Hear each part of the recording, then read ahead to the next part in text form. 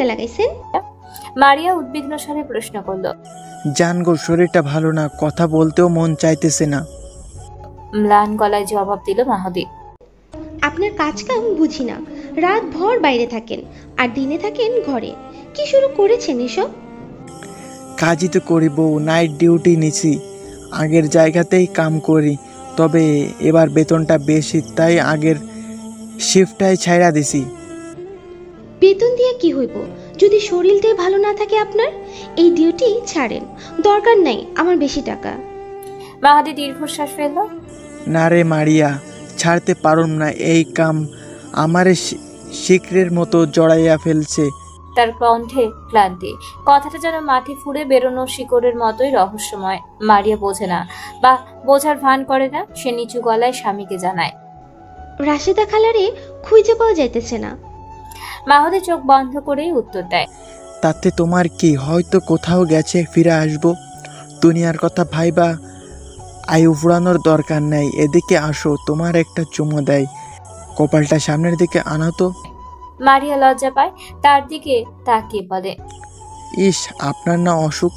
নিহান আজকে চলে যাবে। এই সত্যটা সকাল থেকেই ফারিয়ার মনে বিষাদের ছায়া ফেলেছে। কেন এমন হয়? কেন এই পুরুষটাকে সে সারা জীবন নিজের কাছে আঁকড়ে রাখতে পারে না?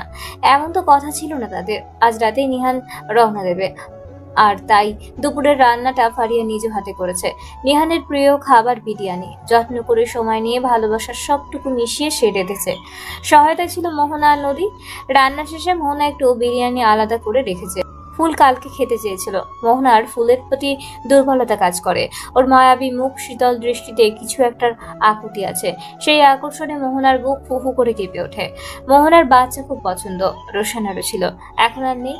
মোহনা বেশিক্ষণ ভাবে না, খাবার নিয়ে ফুলের ঘরে গিয়ে দিয়ে আসে। ফিরতি পথে হঠাৎ করে দেখা হয়ে যায় জুনায়েদ এলাহির সঙ্গে। মুহূর্তের গা ছমছমে অনুভব, কিন্তু লোকটা কোনো কথা না বলে মুখ ঘুরিয়ে তড়িঘড়ি করে বাড়ির ভেতরে ঢুকে পড়ে। কি এমন হয়েছে? পাগলা কুকুর তাড়া করেছিল নাকি? মোহনা ভাবার প্রয়োজন মনে করে না। এই বাড়ির পুরুষদের দৌড় কতদূর মোহনার জানা আছে। ফুল কাল চলে যাবে, থাকতে চেয়েছিল এখানে। তীব্র এক নির্ভরতা নিয়ে বলেছিল, থাকতে চাই, এখানে থাকলে শান্তি পাই। কিন্তু মোহনার কঠিন হৃদয় না বলেছে, এখানে থাকলে আজ না হোক কালও শকুনদের চোখেও পড়বেই। বিশেষ করে রোশনের উপস্থিতি ফুলের জন্য বিপজ্জনক। রোশন স্বামী হয়েও পুরুষের খোলসত্ত্বে এক ভয়ালো শিকারী। সে স্পর্শ করবে না, তবু শেষ করে দেবে। শুধু এই একটি কারণে মোহনা ফুলকে ভালোবাসে। মোহনার জীবনে যে কতজনকে ভালোবেসেছে, একে একে সবাইকে কেড়ে নিয়েছে রোশন। হয়তো রোশন মৃত্যুর আগ পর্যন্ত মোহনাকে শূন্য করে ছাড়বে। প্রতিবাদের কোনো অধিকার যে নেই মোহনাদের। সমাজ, সংসার, সম্পর্ক সব দোষ চাপায় মেয়েটার ঘাড়ে। মোহনার মতো মেয়েরা কেবল টিকে থাকে চুপচাপ থেকে, নিজেদের ভালোবাসাকে কফিন বন্দি করে জীবন্ত লাশ হয়ে বেঁচে থাকে। ঢাকার এই এলাহি মেনশনে মানুষজন তেমন নেই, কাজের লোকও নেই তেমন। সকালে একজন লোক আসে, প্রয়োজনীয় কাজগুলো করে আবার চলে যায়। এমনকি রান্নার কাজে সহায়তার জন্য কেউ নেই। তাতে চিত্রের কিছু আসে যায় না। তার সংসার সামলানোর দায়িত্বটা তো তারই। অন্য কেউ কেন রান্না করবে? তার স্বামী কেন আরেকজনের হাতে রান্না খাবে? তার স্বামীর কোনো বিষয়ে কারোর সঙ্গে ভাগ চলবে না। ভালোবাসার বিষয়ে চিত্রা বরাবর নিশুতে। পারাজ বাহিরে গিয়েছে, সেই সুযোগে চিত্রা টুকটুক করে রান্নাঘরে চলে আসে। ফ্রিজ খুলে দেখে মাছ মাংসের অভাব নেই। পারাজ ছোট মাছ খায় না, তবে দেশীয় মাছ থেকে সিফুড তার বেশি পছন্দ। ফ্রিজের টোনা ফিশ ছিল, সেটাই বের করে ভিজিয়েছিল চিত্রা। কালকে তার গরুর মাংসের গালা ভুনাও আছে, ওগুলো বের করে গরম করে নিলেই হবে। আর কি রান্না করা যায়? চিত্রার পেছনে আয়েশা দাঁড়িয়ে আছে, গাজর খেতে খেতে সে রাতের কথা ভাবছে। আয়েশা? হ্যাঁ আপা। চিত্রা একটু হেসে বলে, তোর কি খেতে মন চাইছে বল আমাকে, আমি তোকে রান্না করে খাওয়াবো।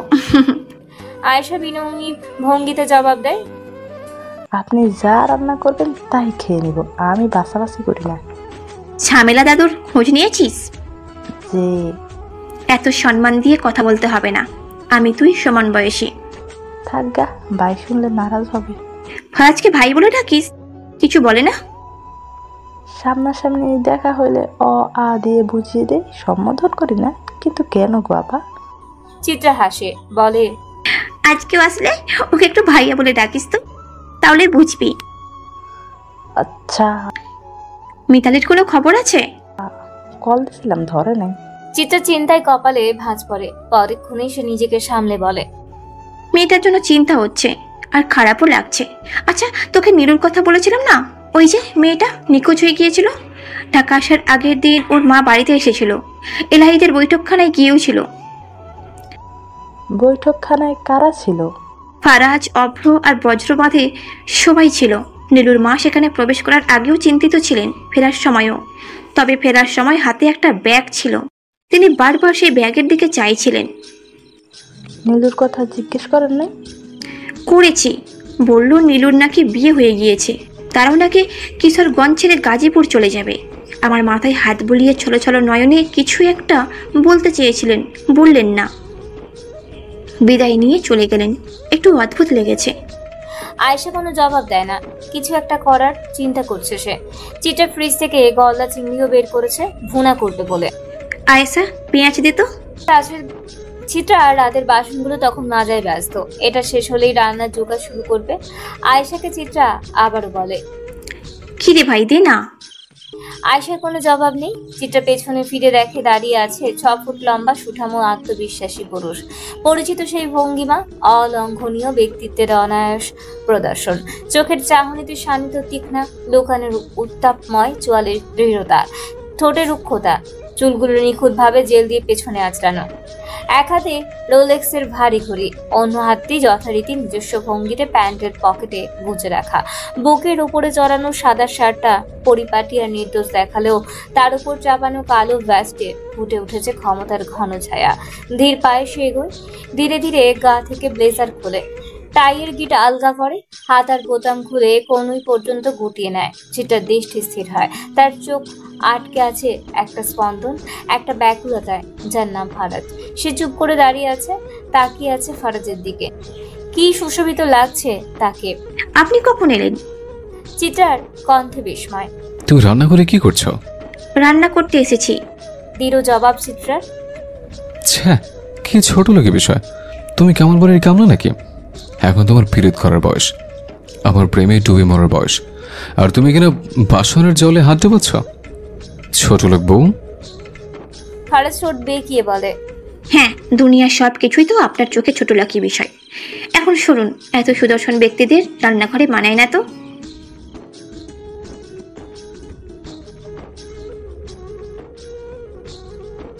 আপনার মুখে ভালো কথা জোগাই না বুঝি? আপনি রান্নাঘর থেকে চলে যান, আমার নিজের কাজ নিজে সামলে নেব। আপনি প্রচুর বিরক্ত করছেন। তোমার বিরক্তির গোষ্ঠীর তুষ্টি। বলেই ফারাজ চিত্রাকে সামনে পাশে সরিয়ে হাতে চাকু তুলে নেয়। একটা পেঁয়াজ নিয়ে বলে, আজকে আমি রান্না করব, তো আবার ফর স্পেশাল তেল দিয়ে। রান্না খেয়ে ফেদা হয়ে মরে গেলে কিন্তু কর্তৃপক্ষ দায় নয়, ভেবেছেন? চিত্রা কিছু বলে না, কেবল তাকিয়ে থাকে। ফারাজ পেঁয়াজ কাটতে শুরু করে। প্রথমে পেঁয়াজের ফালি ছাটাই হতে না হতেই চোখের কোণে জল চিকচিক করে ওঠে, কিন্তু সে শক্ত মেরুদণ্ডে দাঁড়িয়ে থাকে।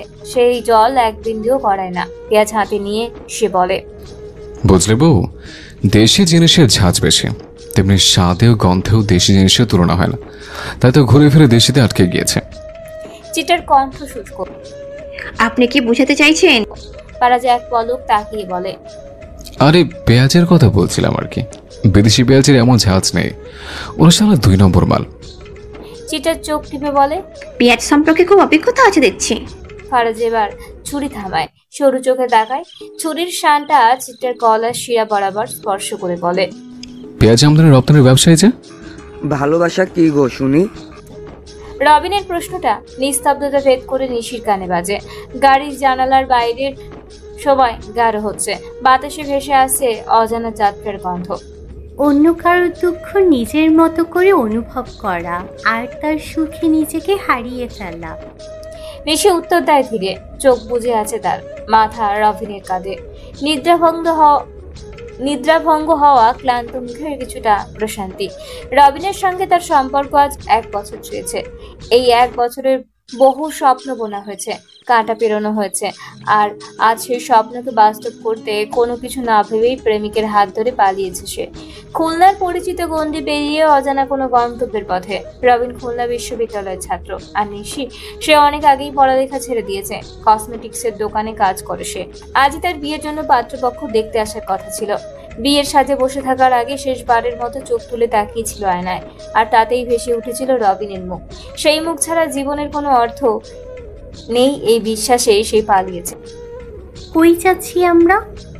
নিশির কণ্ঠে ক্লান্ত জিজ্ঞাসা। কিশোরগঞ্জ নিকলি। রবিন উত্তর দেয় নিঃসংশ দৃঢ়তায়। ওখানে কে আছে? বন্ধুর বাড়ি, সেখানেই বিয়েটা সেরে ফেলবো। সব ঠিকঠাক কথা বলা আছে, তুমি দেখো, আমার অনেক সুখী হব। এক মুহূর্ত নীরবতা। নিশির কণ্ঠ এবার ভারী দ্বিধাগ্রস্ত। বাড়ির কথা মনে পড়ছে। বাবার এমনিতেই বুকে ব্যথা। আমার বোধ হয় পালানোটা উচিত হয়নি। রবিন এবার স্নিগ্ধ গলায় বলল, আমরা অনেক সুখী হব। তুমি যা করেছো সেটা ঠিকই করেছো। ওরা তোমাকে জোর করে এমন একজনের হাতে তুলে দিত যার সঙ্গে তোমার যায় না। তবুও নিশির কণ্ঠ ভেঙে আসে। একবার তাদের আমাদের ভালোবাসার কথাটা বলা উচিত ছিল। হয়তো হয়তো তারা বুঝতো। আর যদি না বুঝতো? রবিনের চোখে ক্ষীণ শঙ্কা। তাহলে তো আমাদের শেষ আশাটুকুও থাকতো না। এখন যেটুকু আছে সেটাকেই আগলে রাখতে হবে।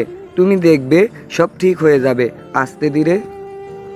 নিশি আর কথা বাড়ায় না, রবিনের কাঁধে মাথা রেখে চোখ বন্ধ করে। কিন্তু সেই চোখের অন্ধকারেও ভেসে ওঠে বাবার কাশির শব্দ, মায়ের অশ্রু সজল মুখ, আর ছোট ভাইয়ের হতভম্ব দৃষ্টি।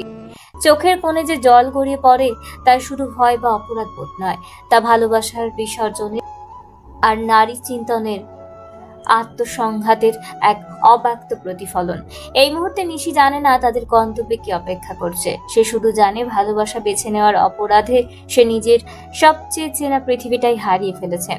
নীরু সকাল থেকেই নিজের ঘরে চার দেওয়ালে গুটিয়ে নিয়েছে নিজেকে। দরজা বন্ধ, বাতাস থমথমে। দুপুর গড়িয়ে গেলেও তার কোনো সাড়া নেই। বুক ফাটানোর কান্না ভেতর থেকে লুকিয়ে আছে নির্মম সত্য। এই কান্না কেবল আবেগের নয়, এর গভীরে আছে ভয়াবহ সংকোচ ও আত্মদ্বন্দ্ব। ফুফাতো ভাই পিয়াস মির্জার সঙ্গে নীরুর বিয়ের কথা চলছে। সমাজ বলছে এটাই শোভন গ্রহণযোগ্য, কিন্তু নীরুর হৃদয়, সে কি করে তার ভাইকে জীবন সঙ্গী হিসেবে মেনে নেবে? পিয়াসকে সে কোনোদিনও অমন চোখে দেখেনি। ভালোবেসে সে একজনকে মন দিয়েছিল, সেই ফারাজ ভাই।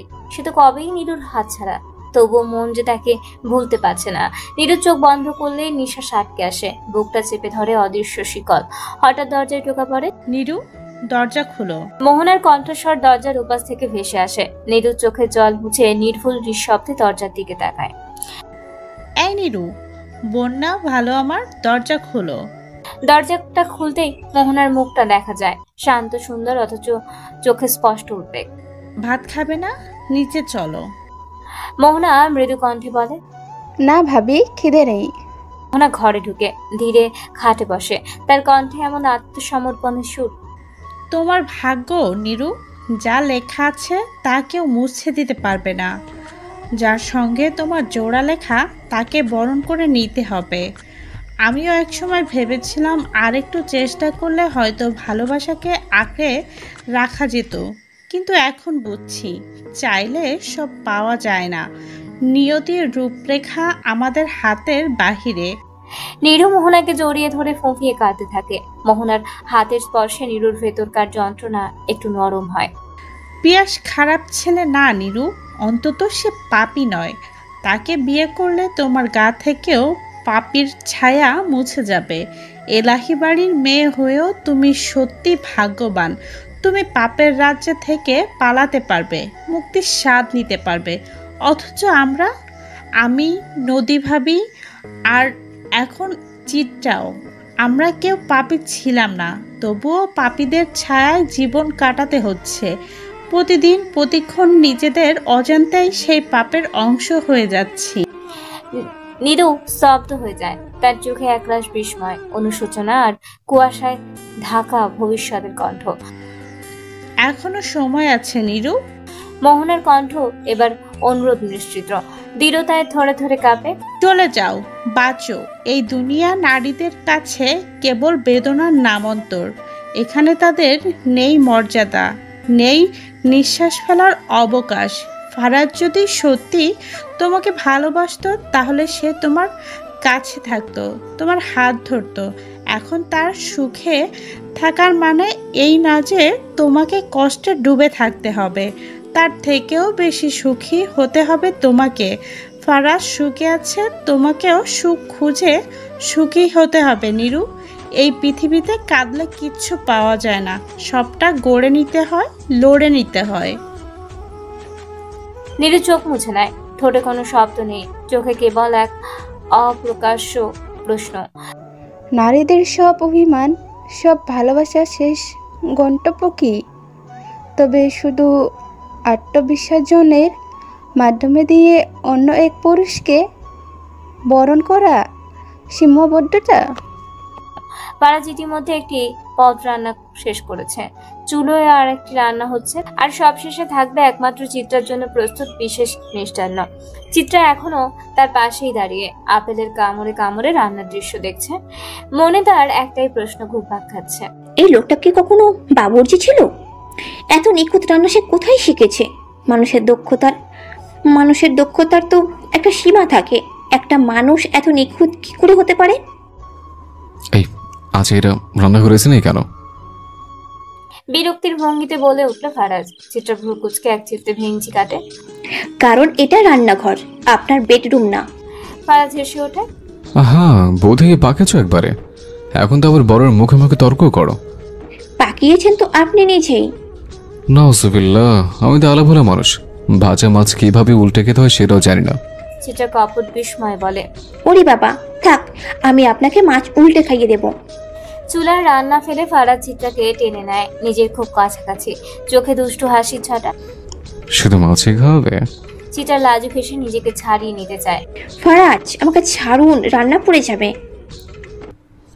রান্না চাক চুলোয়, আগে উত্তরটা আমার প্রশ্নের। না দিলে আদায় করে নেব। আপনি আদায় করতে জানেন? খুব ভালো করে।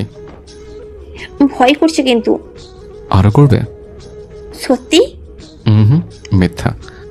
চিত্রা আর কিছু বলার আগেই ফারাজ হঠাৎ চিত্রার কোমল দেহটাকে কোলে তুলে কিচেন টপে বসে দেয়, আর তার চোখে তখন কেমন একটা অমোঘ টান। ঠোঁট ছুঁয়ে যায় ঠোঁটে, সময় সেখানে থমকে দাঁড়ায়। পরশে শরীর কেঁপে ওঠে, আবেগে তরঙ্গে মুহূর্তটা ভেসে যায়, কিন্তু হঠাৎই সমস্ত আবেগ ভেঙে যায় চিত্রার আতঙ্কিত চিৎকারে। আরে রান্না! ফারাজ হুট করে ঘোর থেকে জেগে ওঠে, তড়িঘড়ি করে চুলার দিকে ছুটে যায়। মশলার গন্ধ এখন পুড়ে যাওয়া কালচে ধোঁয়ায় রূপ নিয়েছে। আশ্চর্য, তারা তো ঠিক সামনেই ছিল, তবু এতক্ষণে কেন কেউ টের পেল না? চুলা বন্ধ করে ফারাজ এক দৃষ্টিতে পোড়া কড়াইয়ের দিকে তাকিয়ে থাকে। হঠাৎ তার ঠোঁটে একটা নিঃশব্দ হাসি খেলে যায়, মনে মনে নিজেকেই বলে, ফারাজ, তুই নিজের বতন ফাতে নিজে ধরা পড়েছিস। অভ্র বারান্দায় রকিং চেয়ারে বসে আকাশের দিকে চেয়ে আছে। মেঘে ঢাকা সেই গাঢ় কালো আকাশ যেন নিজের ভেতরে গুমড়ে ওঠা নীরব দীর্ঘশ্বাস। এই শহরের কোলাহলের মানুষ সবাই কাউকে না কাউকে মনে রাখবে। কারো স্মৃতিতে হয়তো ঝরে পড়বে কিছু ভালোবাসা, কিছু কান্না, কিছু না বলা কথা। অথচ অভ্র, সে কি থাকবে কোনো স্মৃতির কোণে? গল্পের পাতায় পাতায় হয়তো তার নাম থাকবে, কিন্তু জীবনের গল্প পড়ুয়া পাঠকগুলো হয়তো তাকে মনে রাখবে না। পাঠকের অন্য সব চরিত্রের জন্য চোখ ভিজবে, বুক কাঁপবে, হাহাকার উঠবে, কিন্তু কেউ কি একবারও জন্য অভ্রনীল সরকারের গল্প শুনতে চাইবে? তার হাসি মুখের আড়ালে লুকানো অতীত কেউ কি জানতে চাইবে? আকাশের দিকে তাকিয়ে সে এক টুকরো আহত নিঃশ্বাস নিংড়ে বলে ওঠে, নিজেই বুঝি না মনের কথা, কারে বুঝাই এই ব্যাকুলতা? মন করে মোর অবাধ্যতা, কি জানে তার কিসের শূন্যতা? এই শূন্যতা কিসের? একরাশ অদৃশ্য বেদনা তাকে ছুঁয়ে যাচ্ছে রোজ, যার কোনো নাম নেই, কোনো নির্দিষ্ট কারণ নেই। তবুও আছে, দিনের শেষে যখন সবাই নিজ নিজ আশ্রয় ফেরে, অভ্রও খুব করে ফিরে যেতে ইচ্ছে হয় আপন আশ্রয়, কিন্তু সেই ভাগ্য কি তার আছে? নিজেকে সে খুঁজে পায় না কোথাও, শুধু অন্যের গল্পে, অন্যের প্রয়োজনেই তার অস্তিত্ব। জীবন কেন এত স্বার্থপর, এত কষ্ট দিয়ে কেন সে প্রতিনিয়ত প্রমাণ করে দেয় অভ্রর মতো মানুষদের কেউ চায় না? রাতের কথা মনে পড়ে তার, কেমন করে যেন স্পষ্ট হতে থাকে কাল রাতের কথা। কি ভেবে যেন সে রাতে মদে ঠোঁট ছুঁয়েছিল। কারণ অভ্র নিজেই জানে না, অথচ জানে তো এসব পছন্দ করে না। তেতো সাথে তার গলা জ্বলে, বুক ধরফর করে, তবুও পান করেছিল, হয়তো ভিতরের দহনকে থামাতে, নাকি জমে থাকা কথাগুলোকে নিঃশব্দে নিঃশেষ করার চেষ্টা ছিল। রাতের নেশার ঘরে আয়েশার পায়ের পাশে গিয়ে শুয়ে পড়েছিল সে, ভুলেও কিংবা নেশায়, কি জানে। অভ্র তো সিগারেটেও ছোঁয় না, কারো শরীর ছুঁয়ে থাকার জন্য তার মন কাটে না। আত্মনিয়ন্ত্রণে সে অভ্যস্ত, নীতির বাঁধনে বাঁধা এক মানুষ। তবু কই, কেউ তো তাকে আদর্শ পুরুষ বলল না। এই সমাজ কি শুধু এই মুখোশ দেখে, নাকি তারা আদর্শের সংজ্ঞাটাই ভুলে গেছে? ভুলে যাওয়াটা স্বাভাবিক হয়তো। পাপীদের আবার আদর্শতা। বড্ড হাসি পায় অভ্রর। তবুও অভ্র চুপ থাকে। রকিং চেয়ারে দোল খেতে খেতে সে একা একা কথা বলে, নিজের ভেতরে হেঁটে চলে এক গভীর নিঃসঙ্গতার পথ ধরে। আসবো? দ্বিধা জড়ানো কণ্ঠে আয়েশা জিজ্ঞেস করে। অভ্র রুমের দরজাটি হালকা খোলা। অভ্র চোখের ইশারায় আয়েশাকে ভেতরে আসতে বলে। আয়েশা ধীরে পা ফেলে বারান্দায় আসে, আকাশের দিকে চেয়ে থাকে। আয়েশা চুল খোপা করে বাঁধা, গায়ের ওড়না উঠছে। পেছন থেকে অভ্র তাকিয়ে থাকে কিছুক্ষণ, তারপর শান্ত স্বরে বলে ওঠে, খোলা চুলে তোমায় বেশি মানায়। আয়েশা বিস্মিত হয়ে ঘুরে দাঁড়ায়, চোখে মুখে জিজ্ঞাসা। কেউ তো কোনোদিন কিছু বলেনি, বুঝবো কি করে? অভ্র হাসে না, বরং দৃঢ় স্বরে বলে, আজ আমি বলে দিলাম, কথাটা হৃদয়ের এক কোণে তুলে রাখো, ভুলে যেও না। আয়েশা খানিকটা চমকায়। অভ্র চিরচেনা বিতর্ক প্রিয়তা আজ নিখোঁজ। গায়ের উপর ঝগড়া করার অভিযোগ নেই, কটাক্ষের চিহ্নটুকু পর্যন্ত অনুপস্থিত। এই অভ্রকে এতটা শান্ত, এতটা সরল, আজ যেন কেউ তাকে ছুঁয়ে দিয়েছে ভেতর থেকে। আয়েশা অভ্রর উজ্জ্বল মুখপানে কিছুক্ষণ দৃষ্টি নিবদ্ধ করে। ঝগড়া করো আমার সঙ্গে সরকার ভাই? এইভাবে গোমামুখ হয়ে বসে থাকলে কি তোমার মানায়? অভ্র মুচকি হেসে বলে, বিকেলে ঘুরতে যাবে? চলো না, দূর অজানায় হারাই। ডাইনিং টেবিলে আগে ভাগে বসে আছে বজ্র আর অভ্র। থালা বাসন গুছিয়ে চেয়ারে ঠেস দিয়ে অপেক্ষা করছে তারা। চিত্রা রান্নাঘর থেকে বের হতেই বজ্র তার দিকে অপলক দৃষ্টিতে তাকিয়ে পর মুহূর্তে চোখ সরিয়ে ফেলে। চিত্রা কাছে গিয়ে বজ্রের প্লেটে ভাত তুলে দেয়, নরম স্বরে জিজ্ঞেস করে, আগে মাছ দিব নাকি মাংস? বজ্র গলায় খানিকটা খোঁচা মিশিয়ে বলে, মাছ। আমি মাছ খাই না, জানা নেই। চিত্রা বজ্রের কথায় ভ্রু কুঁচকে বজ্রের দিকে তাকিয়েই বজ্র সংযত হয়ে বলে, ভাবি আমি মাছ খাই না, মাংস দেন। চিত্রা মাথা নাড়ে। আচ্ছা। গোসল সেরে ফারাজ আসে টেবিলের দিকে, সোজা এসে বসে পড়ে। চোখ প্রথমেই পড়ে বজ্রের ওপর, কোনই পর্যন্ত হাতা গুটিয়ে রেখে বলে ওঠে, ওই বজ্রপাত, ডু ইউ নো, নিচতলা ভাড়াটিয়াদের যে উপরতলা ভাড়াটিয়াদের পিরিত দেখতে নেই? মুরব্বিদের নিষেধ আছে।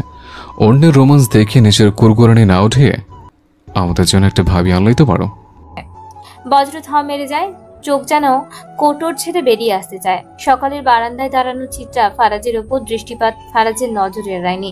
বজ্র বুঝতে পারে ফারাজের নজর এড়িয়ে কিছু হয় না, আর সেটা এখন স্পষ্ট।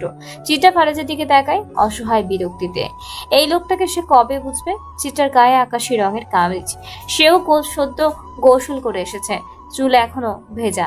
ফারাজ চোখ বুলিয়ে নেয় একেবারে মাথা থেকে পায়ের আঙুল পর্যন্ত, বুকের উপর হাত রেখে হালকা ব্যথা অনুভব করে বলে, বউ, তুই আমাকে না বলে ছাড়বি না মনে হয়। চিত্রা হক চুকিয়ে যায়। হাই আল্লাহ, কি বলছেন? জানি না রে বউ, তো চোখে সামলাতে সুস্বাদু খাবার দেখে তোর বরের ক্ষুধা আছে 14 গুণ বেড়ে গিয়েছে। বজ্র এবার আর সহ্য করতে না পেরে ফারাজের দিকে তাকায়। বজ্র চুপচাপ বসে আছে, মুখে কিছু তুলছে না, শুধু হাত দিয়ে ভাতে আলতো করে ঘষে যাচ্ছে। তার চোখে কিছু একটা আছে, তীক্ষ্ণ, তীব্র। তবে ফারাজের সেদিকে খেয়াল নেই।